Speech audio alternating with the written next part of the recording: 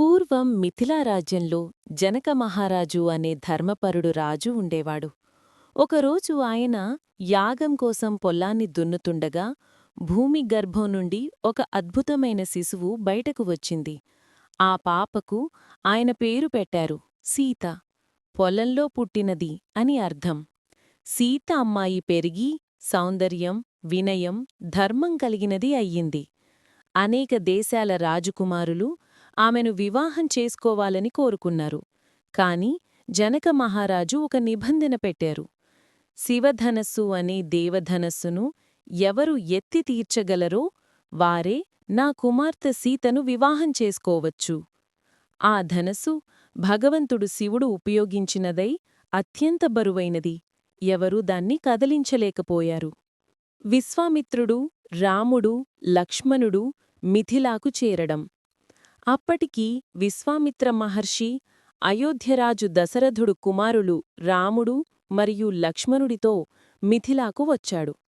రాముడు రాక్షసులు తాటక, సుబాహులను సంహరించిన తరువాత మహర్షి వారిని సీతాస్వయంవరానికి తీసుకువచ్చాడు. జనకుడు వారిని గౌరవంగా ఆహ్వానించాడు. అక్కడే రాముడు మొదటిసారి సీతను చూశాడు. ఇద్దరి చూపులూ కలిశాయి. అది దైవనిర్ణయమైన కలయిక. జనక మహారాజు సభలో ప్రకటించాడు, ఇదిగో శివధనస్సు. దాన్ని ఎత్తి తీర్చగలవాడే నా కుమార్తె సీతను పొందగలడు. అనేక రాజకుమారులు ముందుకు వచ్చారు. ఎవరూ ధనస్సును కదలించలేకపోయారు. జనకుడు నిరాశగా అన్నాడు, ఇంతటి వీరులలో ఎవ్వరూ సీతకు అర్హులు కారు. అప్పుడు విశ్వామిత్రుడు చిరునవ్వుతో రామునివైపు చూసి అన్నాడు, రామా, నీవు ప్రయత్నించు. రాముడు వినయంగా ముందుకు వెళ్లాడు.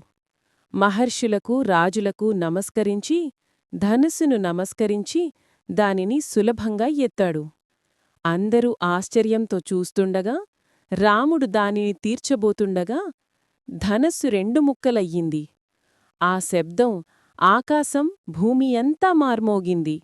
దేవతలు పుష్పవర్షం కురిపించారు. ఆ ఆనందక్షణంలో సీత తన చేతుల్లో పుష్పమాల తీసుకుని రాముని దగ్గరకు వచ్చి ఆయన మెడలో వేసింది. జనక మహారాజు ఆనందభాష్పాలతో అన్నాడు, సీతకు రాముడే అర్హుడు.